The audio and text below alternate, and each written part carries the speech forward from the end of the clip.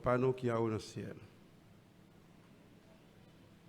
Merci encore une fois parce qu'à soir, vous rassemblez petit tout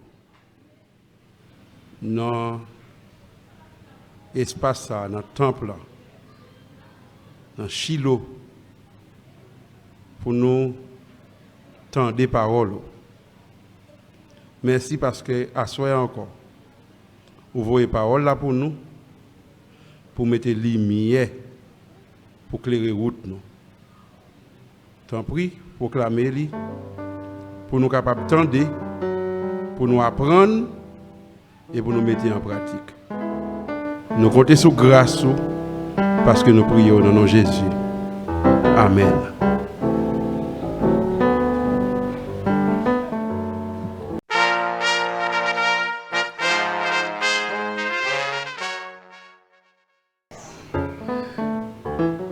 Je suis réellement content de nous à soir.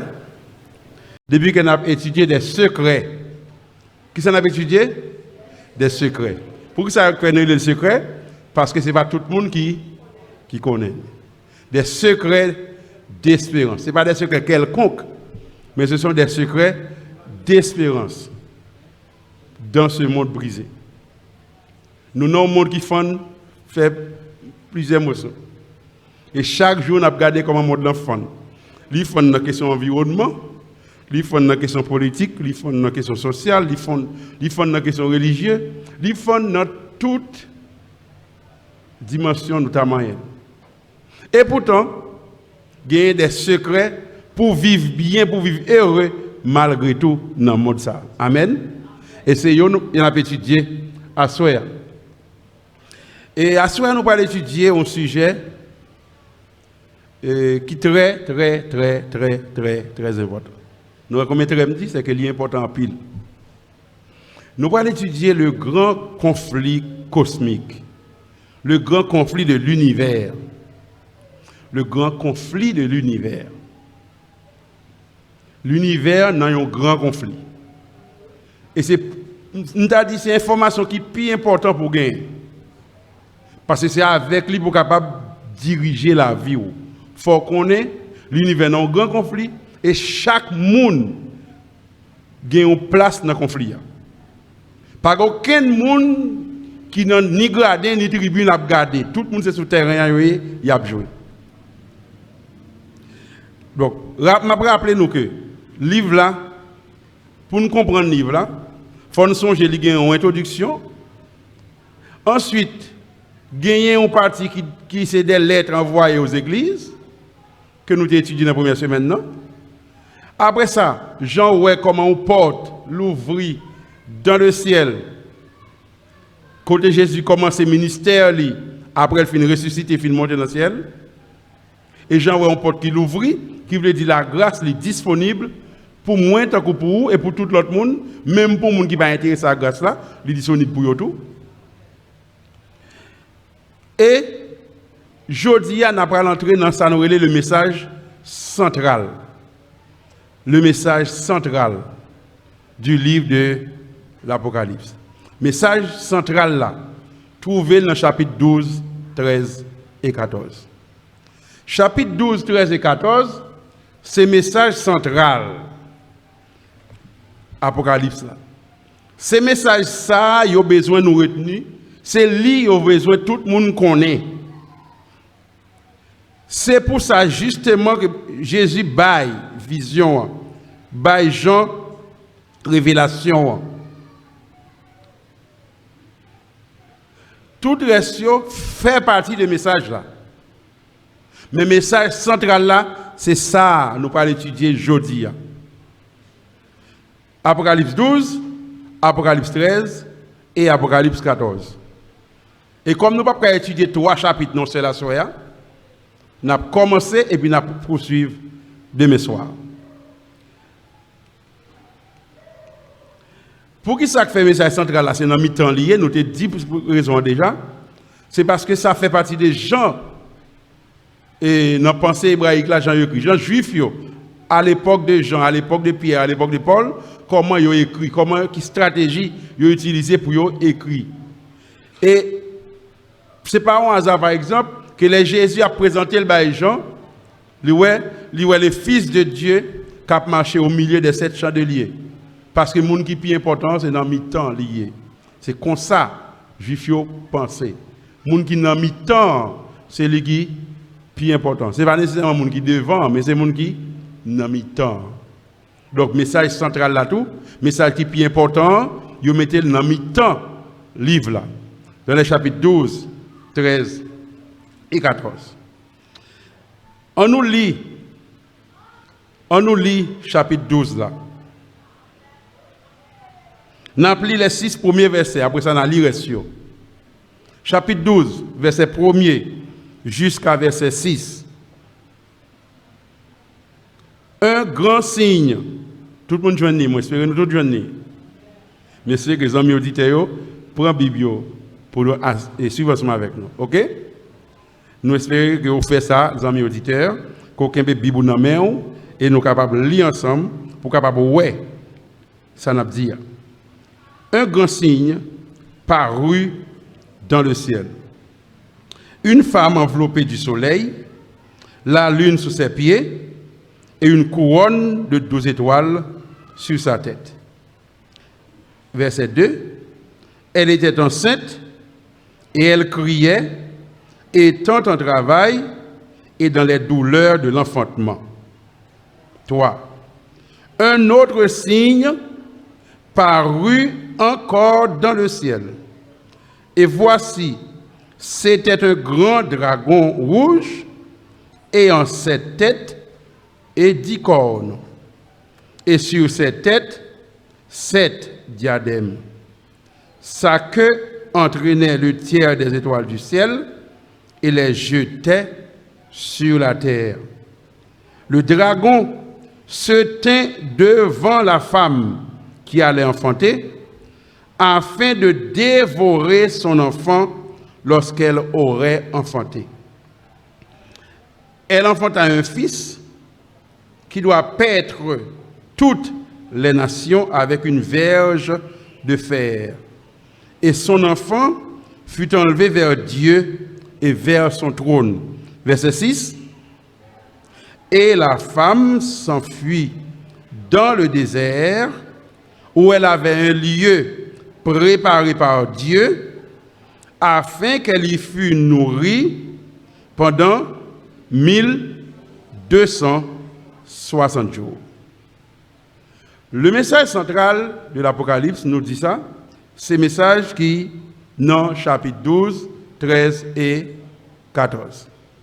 Qui premier enseignement nous joint dans le chapitre 12 là?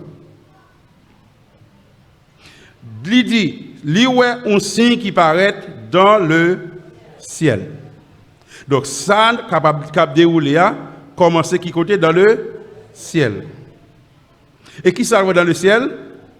Une femme. Il y a une femme dans le ciel. Verset 3, il dit, un autre signe parut encore dans le ciel.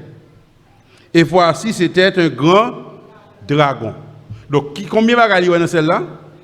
Il y a une femme, ensuite il y a un dragon. Donc, il y a 2 signes. Après ça, dans verset 4, il dit, de dragon, il campait devant femme qui t'a accouché pour le cas dévorer Timoun li pral faire.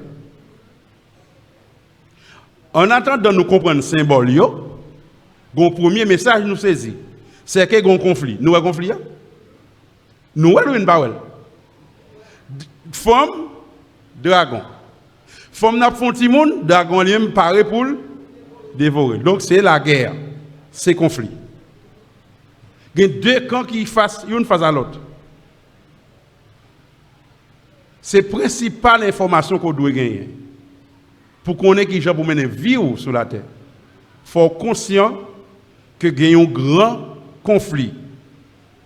Il y a un grand conflit. S'il peut qu'on clair jusqu'à présent, on lit verset 7 là pour le clair. Verset 7, Apocalypse 12, il dit, il y eut guerre dans le ciel. Qui côté guerre est? T'es gagné une guerre dans le ciel. Qui laisse cap goumé? Michel et ses anges combattirent contre le dragon, et le dragon et ses anges combattirent. Mais ils ne furent pas les plus forts, et leur place ne fut plus trouvée dans le ciel. Verset 9 l'a dit, et il fut précipité, le serpent ancien, le diable. Donc, deuxième information. Guerre a commencé. Et côté guerre a fait couler là, sous terre. Est-ce que ça est clair pour tout le monde? La guerre a commencé dans le ciel. La guerre se poursuit sur la terre. Donc,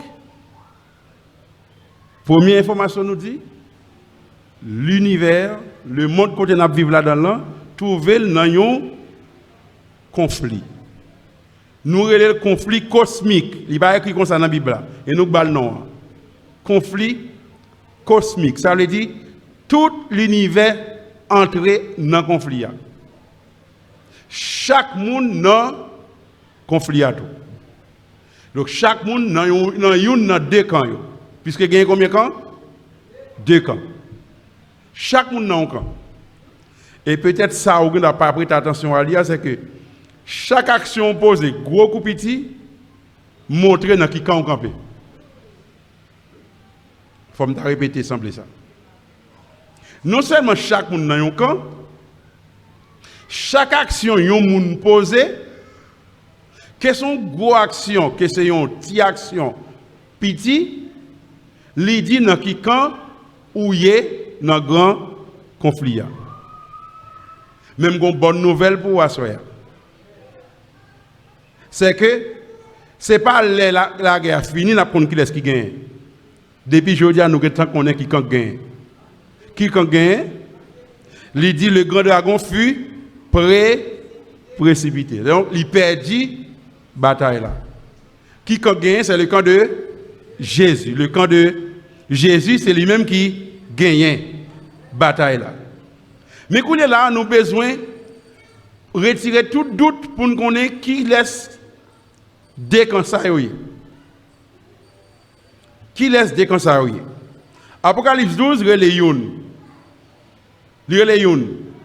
la femme, et l'autre là, le dragon. C'est par contre des noms à Noël Bayo. Pour verset 1er a dit une femme enveloppée du soleil, et verset 3 a même dit un grand dragon rouge. Donc, une relève la femme, l'autre la relève le dragon. C'est pour ça qu'il faut que nous cherchions à comprendre qui laisse une et qui laisse l'autre là yé. La femme, comment qui caractéristique lui gagne? Il dit lui enveloppé du soleil. Il gagne la lune sous ses pieds et il gagne une couronne 12 étoiles dans la tête li. Et dit tout que femme ça est enceinte, elle est tout prête pour accoucher. Et de dragon ça dit pour lui. Il gagne 7 têtes, il gagne 10 cornes, il gagne sur chaque tête un diadème, et il gagne tout un tiers dans les étoiles dans le ciel là cap suivre lui sur la terre. Donc il faut nous expliquer tout bagaille ça pour nous comprendre le conflit. Nous parlons pour faire route là? Est-ce que nous parlons pour route là? Amen. OK. On nous voit qui ça symbole ça vous voulez dire pour nous comprendre le message là. Parce que nous avons dit déjà, l'Apocalypse, c'est une lettre d'amour. Ce n'est pas un bagage caché. Au contraire, mot Apocalypse, ça veut dire révélation. Mais nous te disons une révélation codée. Parce que c'est son ménage qui écrit l'autre ménage, mais qui connaît des gens qui pas veulent une relation, qui a joué net là, et qui a chirer lettre là dans la route, sans le baguette arriver. Comme ça, il voit le message là dans un langage codé, même si mon nan joue une lettre là, il pas comprendre rien dans ça, la plia. Mais quand lettre là arrive dans mettre li a décoder message là. Nous comprenons? C'est ça le livre de l'Apocalypse. Donc tout symbole nous sommes là yo tout gagne signification yo. Et signification pas dans tête prédicateur, toute signification yo qui va dans la Bible. D'accord? OK. Qui ça veut dire la femme dans la Bible? La femme, Jérémie 6 verset 2 dit que la femme c'est la belle et la délicate, la fille de Sion, c'est-à-dire Jérusalem. Ésaïe 51 verset 16, il dit Sion, tu es mon peuple. C'est-à-dire la femme, c'est le peuple de Dieu ou bien l'église de Jésus-Christ. Noël est simple. C'est le peuple de Dieu, l'église de Jésus-Christ. Donc, lorsqu'on lit le livre de l'Apocalypse, il a parlé des femmes, il a parlé de l'église. Si la femme est fidèle à Dieu, c'est-à-dire c'est l'église de Dieu, si elle est infidèle, donc ce n'est pas l'église de Dieu, donc c'est l'autre, l'église qui est infidèle à mon Dieu. Donc la femme, ce n'est pas un individu de bras de poignette qui est de sexe féminin. Lorsqu'on lit l'Apocalypse, la femme, c'est un symbole du peuple de Dieu, de l'église de Jésus-Christ. Jérémie 6, verset 2, Ésaïe 51, verset 16, Ésaïe 54, verset 5 et 6, Osée 2, verset 4 et verset 18, 2 Corinthiens 11, verset 2. Verset en pile, nous ne pouvons pas lire, mon cas, noter. Tout verset ça dit que la femme, c'est un symbole de l'église. La femme fidèle, c'est l'église de Dieu, le peuple de Jésus-Christ. On a progressé toujours. Le soleil, que signifie le soleil? Malachie chapitre 4, verset 2. Malachie chapitre 4, verset 2. Mais pour vous qui craignez mon nom, se lèvera le soleil de justice. Malachie chapitre 4, verset 2. Pour vous qui craignez mon nom, c'est l'Éternel qui a parlé, se lèvera le soleil de la justice. Et la guérison sera sous ses ailes. Vous sortirez et vous sauterez comme les veaux d'une étable. Le soleil de justice, un seul monde mérite ça, c'est Jésus.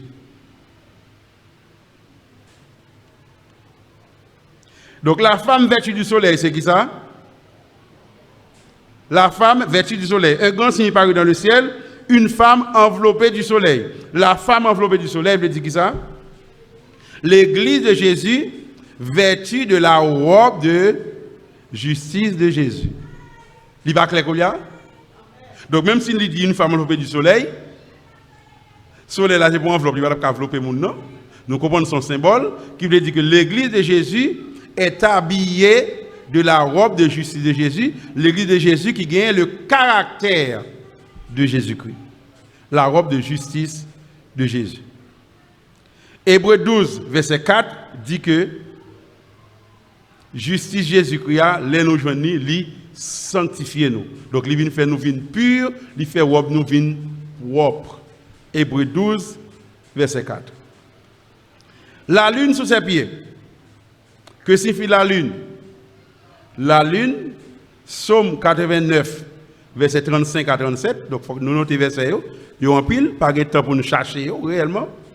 Psaume 89, verset 35 à 37.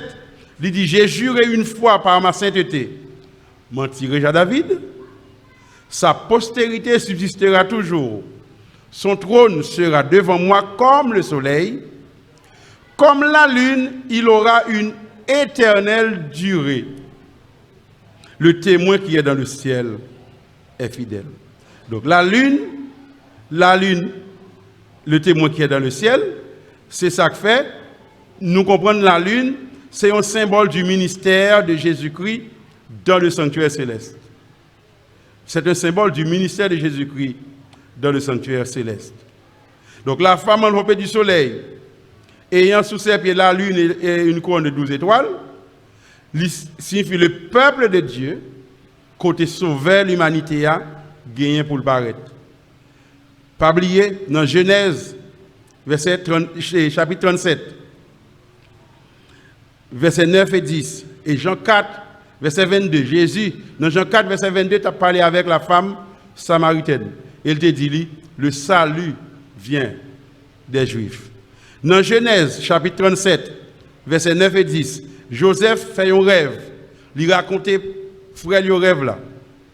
Et frère est fâché. Les papas tendent des rêves là. Il dit Joseph, quand on veut un rêve ça mon cher, qui rêve monsieur te fait?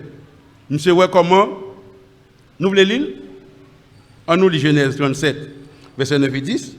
Parce que je ne veux pas que je raconte une histoire que nous tous oublions. Ok? Genèse 37, verset 9 et 10. Joseph eut encore un autre songe et il le raconta à ses frères.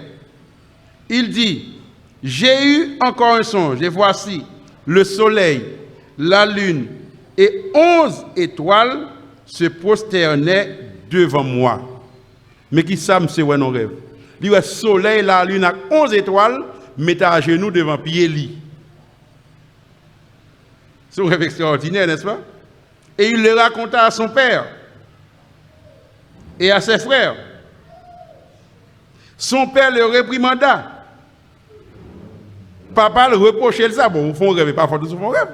Mais son père le réprimanda et lui dit, que signifie ce songe que tu as eu? Faut-il que nous venions, moi, ta mère et tes frères, nous prosterner en terre devant toi? Ça le dit oui? Papa Joseph comprend ça rêve, l'avait dit tout de suite. Il comprend le soleil, c'est lui-même, la lune, c'est maman, et les 11 étoiles, c'est les 11 frères. Donc, la femme enveloppée du soleil, ayant sous ses pieds la lune et une couronne de 12 étoiles, livre dit, le peuple de Dieu, puisque famille ça, c'est la famille de Dieu à l'époque. Bon Dieu pas que l'autre, c'est sous le compté, c'était le peuple de Dieu. Côté sauveur, c'est pour le fait là.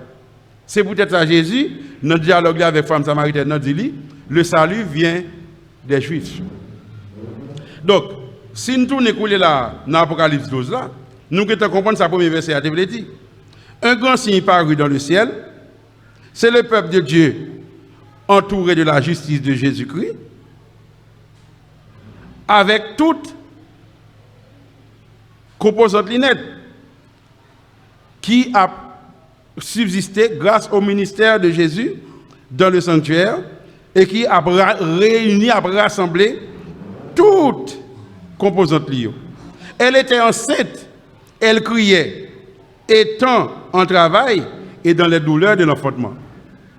Elle était enceinte, c'est parce que ça prend, c'est vrai que le peuple là, entouré du soleil, le peuple de Dieu, l'église de Dieu, mais ce sauveur qui doit naître à l'intérieur du peuple de Dieu, pas fait tout de suite. Là, nous lisons Matthieu 1er, verset 17. Il dit nous, c'est 14 générations d'Abraham à David, 14 générations de David à la déportation, et 14 générations de la déportation à Jésus-Christ. Ça fait 42 générations.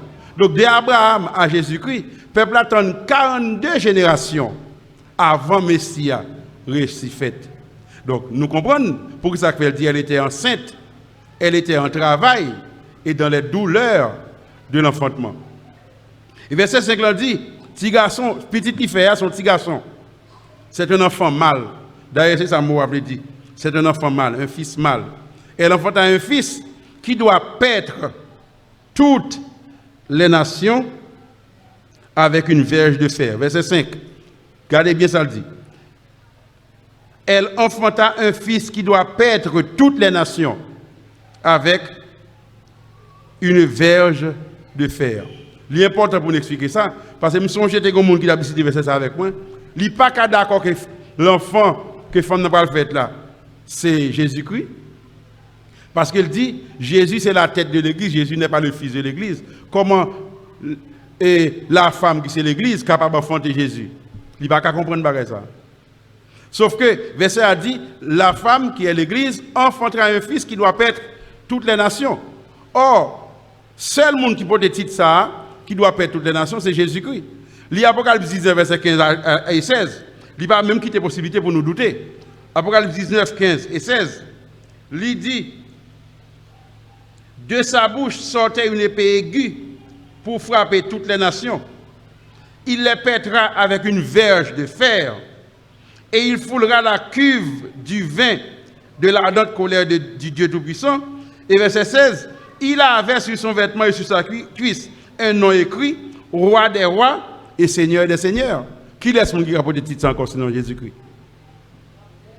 Donc, celui qui pètera toutes les nations avec une verge de fer, il parle l'autre monde que Jésus-Christ. Et c'est cet enfant mâle que la femme allait enfanter. Donc, l'enfant mâle, nécessairement, c'est Jésus. C'est le seul lui-même qui est capable de conduire les nations avec une verge de fer. Donc, si nous, avant de passer de parler du dragon, nous sommes capables d'expliquer sans problème les signes concernant la femme. Donc, un signe paru dans le ciel, nous avons réinterprété le texte à couler là, que le peuple de Dieu, l'Église de Dieu, enveloppée de la justice de Jésus-Christ, bénéficiant du ministère sacerdotal de Jésus-Christ, avec une couronne côté toute, nous t'a dit, troupeau fait un seul. Parce que les 12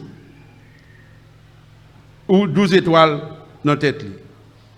L'été, il y a douleur, il y a tranché pour la coucher. Parce que ça prend le temps avant petite la fête. 42 générations. Entre-temps, pendant que la femme n'a pas accouché toujours, il dit qu'il y a l'autre signe qui paraît dans le ciel là. Parce que il dit qu'il est tranché dans le verset 1 et verset 2. Mais il prend la coucher ici dans le verset 5. Entre-temps, dans le verset 3, il dit qu'il y a l'autre signe qui paraît. L'autre signe, il dit, c'est un dragon qui a 7 têtes et 10 cornes. Pas oublier l'histoire que nous lisons dans Matthieu 2. Matthieu 2, c'est une histoire qui dit que l'heure arrivée pour Jésus fête, en Israël, pas un monde qui est intéressé à ce ça. Et c'est quoi Israël? C'est le peuple de Dieu. C'est des hommes qui sont juste en Orient. Calmement des Hérode. Qui côté voit juste la fête là? Parce que nous te voyons étoile li paraît. Ils ont voyagé des centaines de kilomètres guidés par une étoile. Tandis que propres juifs yo pas intéressés à bagaille comme ça. Mais espérez nous comprendre ça me veut dire. Si là vous avez la parole de Dieu qui gagne la loi, qui gagne les prophètes, les pour Jésus fait l'arrivée, ils sont pas même au courant. Il y a des hommes en Orient qui ont même étudié la prophétie, qui ont un signe paraître dans celle-là, c'est eux qui voyagent des centaines de kilomètres, venir à Jérusalem, et pas même qu'on qui m'a demandé, c'est Hérode qui a demandé. Et c'est ça, Hérode dit même comme rusé, dit ok, allez si nous venons à venir dire tout pour me adorer le tout. Donc en tant que rusé, il a besoin de tuer l'enfant mâle, tuer Jésus. C'est ça que fait. Dans un sens, c'est vrai que le texte là dit le dragon, pas de doute sous lui, verset 9 là dit, le dragon, c'est le serpent ancien, qui est le diable et Satan. Donc nous parlons de chercher trop. Verset 9, il fut précipité, le grand dragon, le serpent ancien, appelé le diable et Satan. Donc le dragon, c'est qui moun? C'est Satan, c'est le diable. Par contre, où tu as dit, ou qu'a interprété le tout comme l'homme qui devait tuer Jésus. Parce que si Major détourné à le dire Hérode côté Jésus, il t'a essayé de tuer. Et comme il n'est pas capable, il n'a pas vu l'information, en réaction, qui ça le fait? Il passe l'ordre pour tuer tout petit garçon, en façon pour tuer Jésus. Donc dans ce sens, le dragon, verset 9, là, pas qu'il y ait doute, c'est le diable, c'est Satan, mais il est capable de tout, il y a un symbole de l'Empire romain, un symbole de Rome. Le dragon, il dit, il entraîner un tiers des étoiles de Dieu sur la terre. Un tiers des étoiles de Dieu sur la terre avec sa queue. Pour nous donner ça, nous avons besoin que nous lions avec moi le reste verset et nous pouvons lire. Nous lisons verset 7, nous lisons verset 8, nous lisons verset 9. On nous relit encore verset 7 jusqu'à 12. Il y eut guerre dans le ciel. Michel et ses anges combattirent contre le dragon. Et le dragon et ses anges combattirent. Mais ils ne furent pas les plus forts, et leur place ne fut plus trouvée dans le ciel.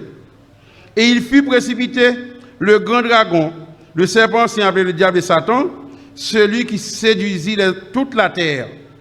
Il fut précipité sur la terre, et ses anges furent précipités avec lui. Et j'entendis dans le ciel une voix forte qui disait, « Maintenant le salut est arrivé, et la puissance et le règne de notre Dieu et l'autorité de son Christ. Car il a été précipité, l'accusateur de nos frères, celui qui les accusait devant notre Dieu, jour et nuit. Ils l'ont vaincu à cause du sang de l'agneau et à cause de la parole de leur témoignage. Et ils n'ont pas aimé leur vie jusqu'à craindre la mort. C'est pourquoi réjouissez-vous, cieux, et vous qui habitez dans les cieux. Malheur à la terre et à la mer, car le diable est descendu vers vous, animé d'une grande colère, sachant qu'il a peu de temps. Dans verset 4.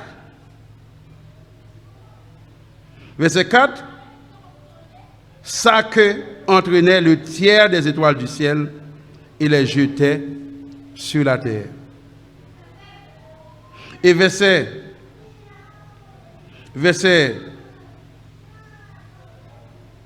9 l'a dit, il fut précipité sur la terre et ses anges furent précipités avec lui. Ce qui signifie que le tiers des étoiles précipité sur la terre avec Satan, c'est les anges de Dieu qui, au lieu de prendre position pour bon Dieu, choisissent prendre position pour Satan dans le conflit et qui coulent la tournée, les anges de Satan. Ésaïe 9, verset 14, expliquez-nous ça veut dire sa queue entraînait un tiers des étoiles. Qui ça veut dire sa queue? La queue de Satan, la queue du dragon entraînait un tiers des étoiles. Parce que les gens qui basent sur une série de textes qui utilisent l'image et ils pensent que Satan sont bêtes à queue. Puisque là, il dit sa queue entraînait un tiers des étoiles. On nous lit verset 14 dans Isaïe 9 pour nous comprendre que ça veut dire sa queue. Il dit l'ancien et le magistrat, c'est la tête. Nous regardons mieux? Isaïe 9, verset 14. L'ancien et le magistrat, c'est la tête et la queue. Qu'est-ce qu'il s'appelle lui-même? C'est le prophète qui enseigne. Le prophète qui enseigne le mensonge, c'est la queue. Donc la queue du serpent, du dragon, veut dire système bail mentir. Et ça le dit. C'est avec ces mensonges, ces faux prophètes, ces faux enseignements, ces fausses doctrines, ça veille au Satan entraîner un tiers des enfants de Dieu. Attention, un tiers, ce n'est pas en quantité nécessairement. Un tiers, c'est un chiffre que la Bible toujours adressé à Satan. Chaque fois pour parler de ça, Satan fait d'utiliser le langage un tiers. Là. Un tiers, là, c'est pas nécessairement en quantité. Ok? Donc, le dragon qui entraîne un tiers des étoiles du ciel avec sa queue, l'Bible dit avec mensonge, fausse doctrine, faux prophète, faux enseignement, Satan arrive à entraîner derrière lui, petit bon Dieu, et il vient séduire la terre. D'ailleurs, texte là, il dit, non, verset 9 là, l'a séduit toute la terre. Il fut précipité le grand dragon, le serpent ancien, appelé le diable et Satan, celui qui séduit toute la terre. Pas Mosso, non? Toute la terre. Donc le dragon, avec sa queue, c'est-à-dire avec son système de fausses doctrines, faux prophètes, fausses doctrines, faux l'église, faux pasteur, faux prédicateur, faux tout bagaille, cap bay menti pour lui, avec système ça, l'arrivée endioser petit bon Dieu et faire tomber dans système menti. Donc Satan, comme Noël dans verset 5 là, campé devant la femme qui va la coucher pour le capable de dévorer petit garçon, l'enfant mâle. C'est parce que, comme nous tous connaissons dans Romains 6, verset 23, le salaire du péché c'est la mort. Donc Satan lui-même, il arrive mettre Jésus sous quoi, le clouer, monsieur mourir, qui ça le pensait? Il pensait qu'il fait une bonne pensée, il portait la victoire. Il pensait qu'il portait la victoire. Mais Hébreux 2, verset 14 dit, par la mort, il anéantit celui qui a la puissance de la mort. Par la mort, il a anéanti celui qui a la puissance de la mort, c'est-à-dire le diable. Donc ça, Satan pensait que c'est une victoire pour lui, hein? Le fait qu'il cloue Jésus sur la croix, c'est plus gros défaite pour lui et c'est plus gros victoire pour le peuple de Dieu. Amen.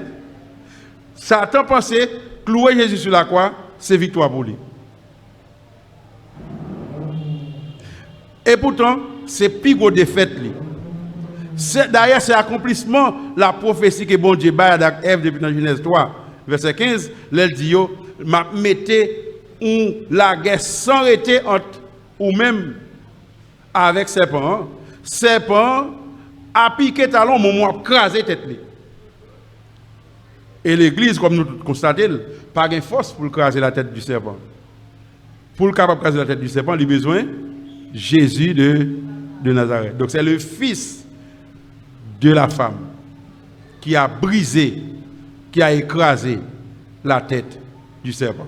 Donc Jésus-Christ sur la croix, c'est plus une victoire nous jamais remporté et c'est garanti ça qui dit nous, même si nous avons souffert aujourd'hui, le salut est assuré par la grâce de Dieu. Le salaire du péché c'est la mort, c'est vrai d'après Romains 6, verset 23. Mais le verset n'a pas fini là. Le verset a continué pour dire le don gratuit de Dieu, c'est la vie éternelle en Jésus, notre Sauveur. Donc, par la mort de Jésus, il a racheté tout le monde qui était perdu.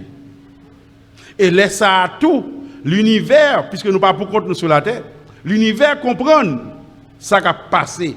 Il y a Jean Satan méchant, Jean Lucifer méchant, parce qu'il prend un innocent qui ne va jamais pécher, il cloue sur la croix.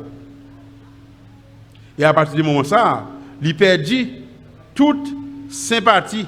Il était qu'à gagner dans mi-temps, petit bon Dieu, l'autre planète qui a observé ce qui a fait sur la terre, qui pas nécessairement te comprendre pour qui ça fait bon Dieu te précipité Lucifer sur la terre. Les crucifié Jésus, et me laisse à tout l'univers vient dire bon, monsieur réellement son mauvais plan de gagner, nous pas voulons tenter parler de lui encore.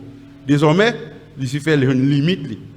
Il a une limite lui, non seulement parce que bon Dieu a une limite lui, mais parce que bon Dieu a le temps pour le montrer pour tout l'univers ouais que réellement plan par là, il pas la vie, c'est un plan de destruction. À partir de ce moment tout, d'après ça nous lit dans Éphésiens 1er et Philippiens 2, Jésus est proclamé comme le chef légitime de la terre. Nous songeons dans la tentation, Satan dit Jésus, si vous mettez à genoux devant, m'a bot tout royaume ça va gagner. C'est que il te réclamé la terre comme pour lui. Il pense que c'est la terre pour lui, il doit faire salve les avec. Mais après, il finit de clouer Jésus sur la croix, il perdu pour voir ça. Je dis à si la batte colle, c'est pour quelque temps. C'est même Jacques Bête qui mourit, qui a gigoté à terre parce que souffle là pour qu'on finisse couper. Mais c'est déjà, on vécu, la victoire est assurée par le sang de Jésus à tout le monde qui portait cause par Jésus, qui est actuellement trouvé dans le sanctuaire et qui est prêt à intercéder pour nous, pour pardonner péché nous et pour assurer nous le salut gratuitement. Le salut que Jésus a quitté pour nous, que Papa a préparé pour nous. Donc, les Satan, ouais, il n'est pas capable, c'est ça que texte a dit là. Le dragon se tient devant la femme qui allait enfanter, afin de dévorer son enfant. Elle enfanta un fils qui doit paître toutes les nations avec une verre de fer. Mais le texte a dit, et l'enfant fut enlevé vers Dieu et vers son trône. C'est-à-dire, le dragon pas réussi à dévorer Timoun ça. Il cloué sur la croix, mais après 3 jours, les anges l'apparaissent, il dit, Fils de Dieu, ton Père t'appelle, et Jésus ressuscité.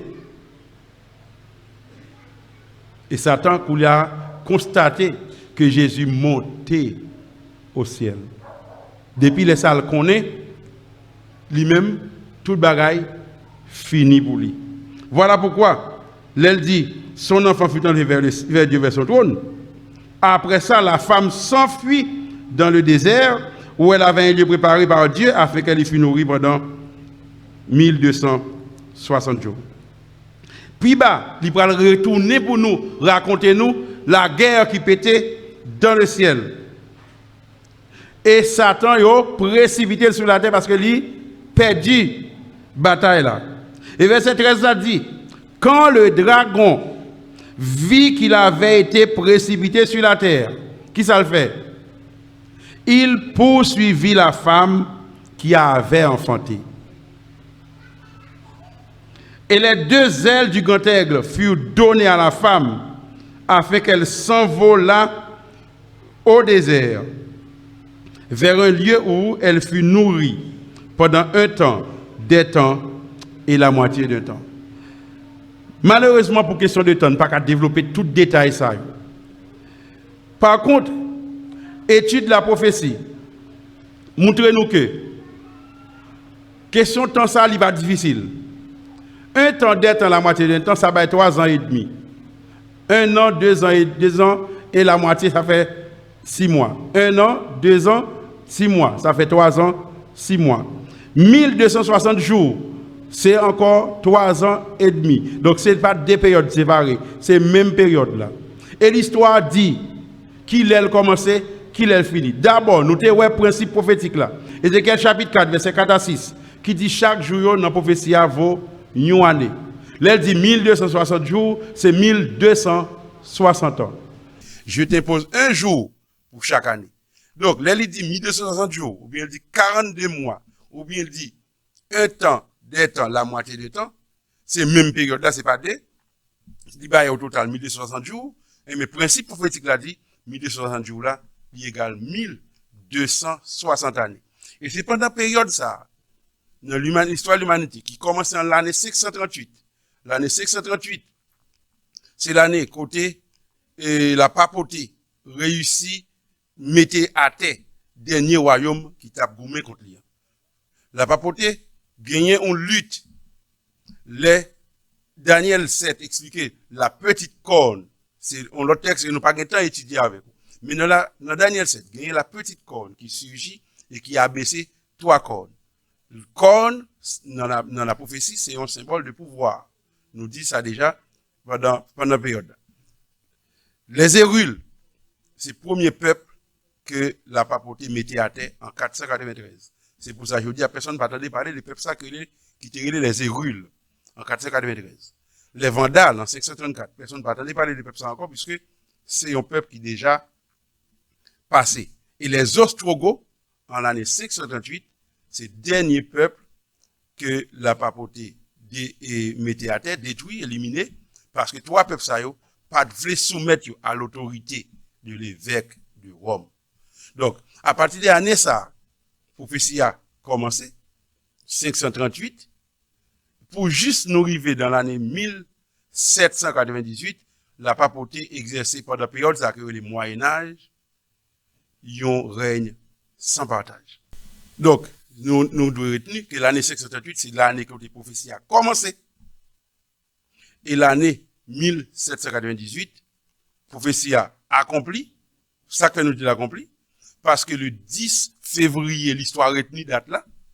Donc, c'est pas une imagination qui a parlé, mais c'est l'histoire même qui retenue que le 10 février 1798, l'armée française, dirigée, conduite par le général Berthier, entrait à Rome. Napoléon qui voyait, il a arrêté le pape. Bon, je ne sais pas si nous comprenons, frères et sœurs, ça veut dire arrêter un pape. Imaginez, ça veut dire arrêter un pape. Et il n'a pas seulement arrêté le pape là. Il a arrêté, yo mette, yo mari monsieur de bras derrière, yo allé avec elle dans prison, et monsieur mourir dans prison sans pas jamais retourner à Rome encore. Donc c'est réellement la fin de cette période prophétique que la Bible est un temps d'être à la moitié du temps, ou bien 1260 jours, ou bien 42 mois. Et donc, la femme, elle caché dans le désert. Côté, bon Dieu t'a préparé un lieu pour lui, pour nous capter la nourrir pendant 1260 ans. Désert là, dans la Bible, c'est pas un désert littéral. Pour comprendre le désert là, il faut qu'on songe à Apocalypse 17, verset 15. Apocalypse 17, verset 15, il dit les eaux que tu as vues sur lesquelles la procédure est assise, ce sont des foules, des peuples, des nations et des langues. Donc, l'eau voulait dire foule, peuple, désert qui se contraire de l'eau, lui-même, c'est une référence à une terre qui est très peu peuplée. C'est peut-être ça, les étudiants de la prophétie comprennent. Les eaux dans la prophétie, c'est un langage, vous parlez du continent européen qui est très peuplé, notamment dans la période 18e siècle, quand on a parlé là. Et désert, c'est pour parler de l'Amérique, qui c'est une terre qui lui-même était à peine à recevoir et population qui occupait le jeudi à là. Ça ne veut pas dire que vite, mais population que nous connaissons là, qui n'a appris l'américain, eh bien, c'est dans la période ça, il était à peine quelques dizaines ou même centaines de milliers.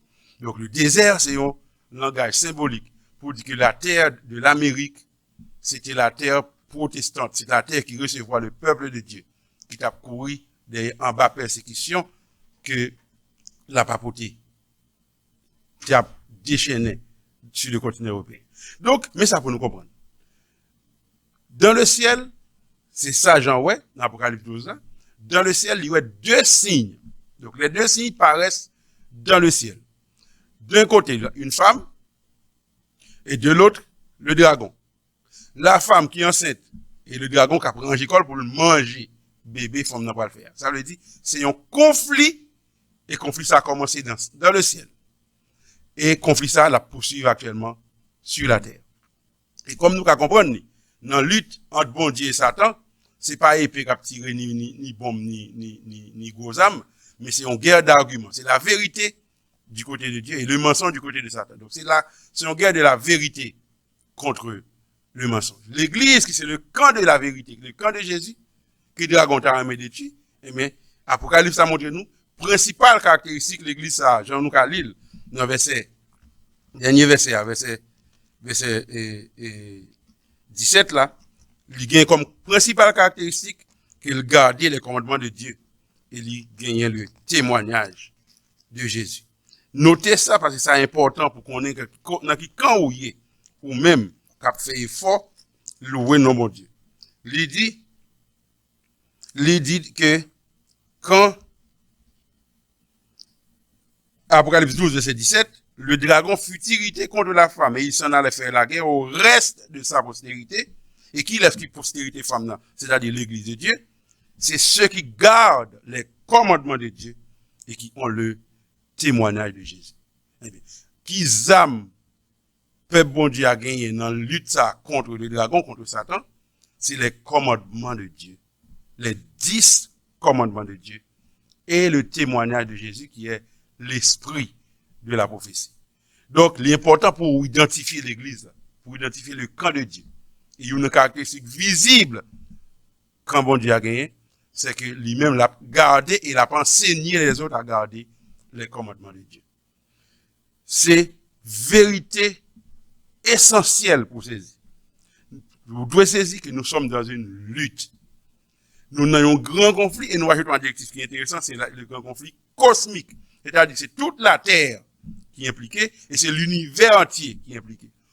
C'est sous la terre qu'on fait dérouler, mais tout l'univers a gardé ça qui a passé sous la terre. Et chaque position nous prend, chaque acte nous pose, chaque décision nous prend, ou bien nous pas prend, lui dit, dans qui camp nous. Le camp de Dieu, c'est lui nous saute étudier, c'est lui nous identifier, de verset 1er jusqu'à verset 6. Le camp du diable, nous identifier lui-même de verset 7 jusqu'à la fin. Et c'est que le dragon l'a préparé. Il t'a préparé pour tuer l'enfant mâle, Jésus. Et mais l'enfant fut enlevé, Jésus enlevé. Eh bien, couler là, confié à poursuivre sur la terre avec l'église de Dieu qui a proclamé le nom de Dieu. Et le principal élément, c'est que cette église garde les commandements de Dieu et la foi de Jésus. Ou même qu'il a, ou doit assurer qu'on pas sorti dans la salle, sont pas entrés tout dans cancilla qui a gardé les commandements de Dieu et qui gagne la foi de Jésus. C'est appel ça et lancé à soi. Moi lancé au appel là. La parole de Dieu que nous sommes étudiés, que nous sommes lus dans le livre de l'Apocalypse, lancé au appel là. Le dragon, moun qui ennemi, c'est si là qui a gardé les commandements de Dieu et qui ont le témoignage de Jésus. L'important pour fixer position. L'important pour réfléchir. L'important pour dire tout, mais qui côté au campé. Pour qui ça? Parce que Jésus revient bientôt. Celui qui atteste ces choses dit oui, je viens bientôt. Et moi, personnellement, je réponds à cet appel. Amen. Viens, Seigneur Jésus. Que la grâce du Seigneur Jésus soit avec vous tous et vous toutes. Amen. Nous avons prié, notre Seigneur et notre Dieu. Merci parce que vous êtes campé et vous facilité que le message là proclamé. Vous permettez dans le message ça, nous identifier le grand conflit qui a brassé Bill la terre. Vous montrez nous le camp de Dieu, le camp de la femme, de l'Église, et du reste qui enseigne, qui garde les commandements de Dieu, et qui a la foi de Jésus. Vous mettez devant nous tout le camp de l'ennemi et vous dévoilez stratégie par là.